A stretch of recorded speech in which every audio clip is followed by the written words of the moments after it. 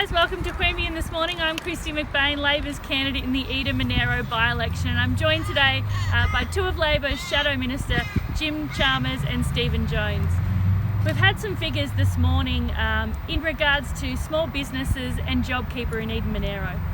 5,000 businesses and 18,000 workers across Eden-Manaro are eligible for JobKeeper and are currently on it. We've got a whole range of people currently unsure about what's going to happen in September. Let me be clear, snapping back JobKeeper will break the back of many small businesses across Eden-Manaro. That's 5,000 businesses and 18,000 workers. Our communities need a plan. They need a plan for the future, not just short-term fixes, but long-term plans about what is going to happen with the future of industries like forestry, like tourism and hospitality, like agriculture. And if we do not provide a plan for their future, we have many businesses across Eden-Manaro that are simply going to wither. I'm Kristy McBain. I need you to send a message to this government on the 4th of July to vote Labor, because we need a plan for our future and we are not currently getting one with this government. Thanks very much, Kristy. After the fires and during this recession, too many people are being left out and left behind by Scott Morrison, and he shouldn't be rewarded for that on Saturday. This by-election is an opportunity to send a message to Scott Morrison and the Liberals about their bungling of the JobKeeper program, which is doing so much damage to communities like the one that Kristy seeks to represent. 4,822 businesses and the 18,000 locals that they employ are being held hostage to Scott Morrison's secret plan for JobKeeper, which he won't release before Saturday's by-election is done and dusted. These are 18,000 reasons for Scott Morrison to come clean before Saturday. 4,822 businesses employ something like 18,000 local workers, and Scott Morrison won't come clean to them about the future of the JobKeeper program. There is so much anxiety and so much uncertainty right around Australia and here in Eden-Manaro, and there are too many businesses and too many workers being held hostage to the uncertainty that Scott Morrison is creating by not coming clean on his secret plan. How many jobs need to be lost before Scott Morrison will come clean on his secret plan for the JobKeeper payments? This government mismanaged the economy going into the recession. We can't let them mismanage the economy coming out of the recession. Every day that he delays, more jobs are being shed because of this uncertainty around JobKeeper. So this by-election is an opportunity to do two things: to send Scott Morrison a message about JobKeeper and to send Kristy McBain to the National Parliament to be a champion for the workers and businesses and communities of this electorate. I'll throw to Stephen Jones and then we'll take your questions. Thanks, Jim. Thanks, Kristy. Well, if we're going to get jobs moving, if we're going to get businesses growing, we need investment.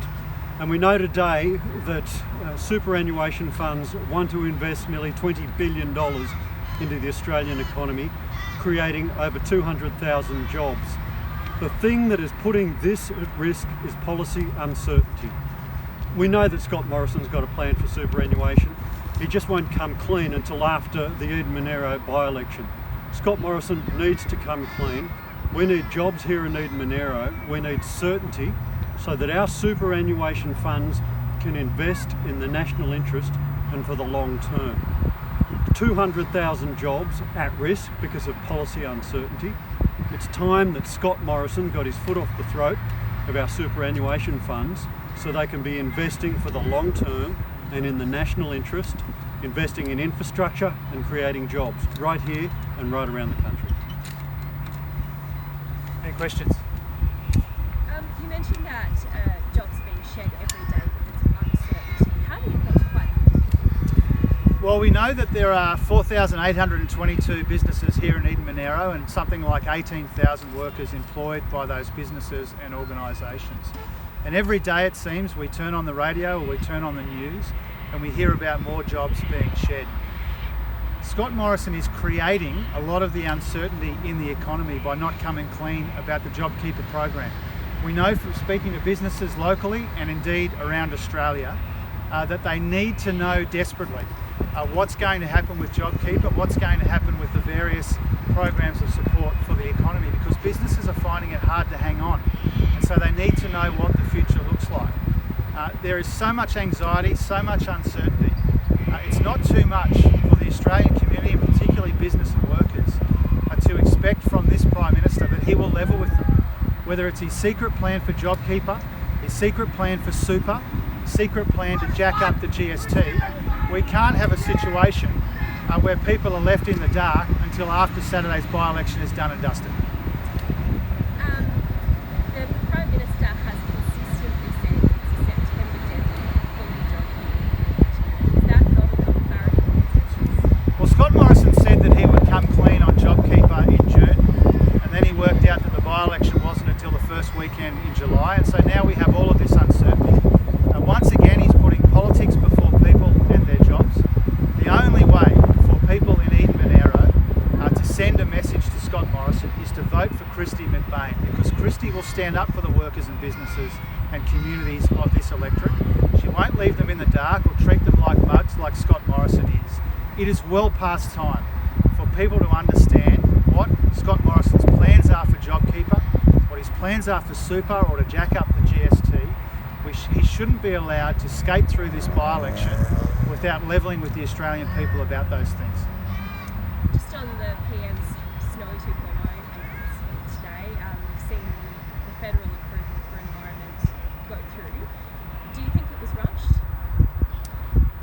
Oh, look, I'll ask Kristy to add to my answer in a moment. But when it comes to Snowy 2.0, Labor's been long-term supporters of that project, but not just that project.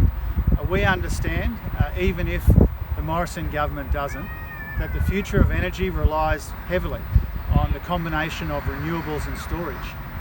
You can't actually be fair income about Snowy 2.0 unless you're fair income about a comprehensive plan for renewables and storage, and unless you have a vision for renewable energy and cleaner and cheaper energy sources more broadly.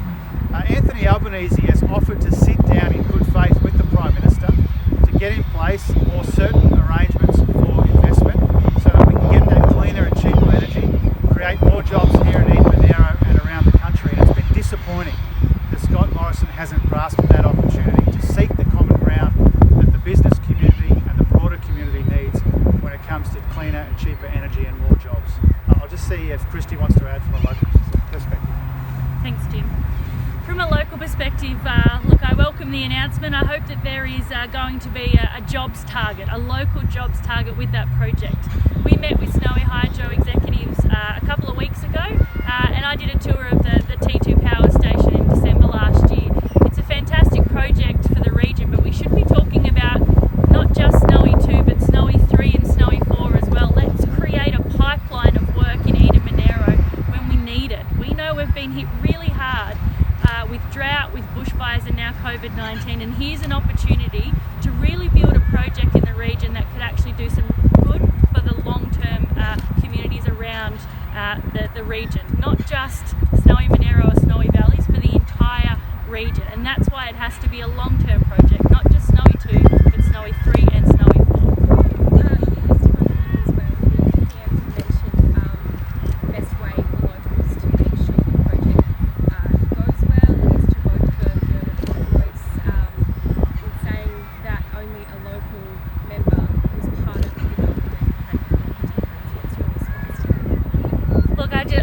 That's just incorrect. Mike Kelly was a fabulous local member in Eden-Manaro, and he delivered for this community when he was in government and when he was in opposition. He delivered the Bega Bypass and the South East Regional Hospital from opposition. He's been a fabulous local advocate.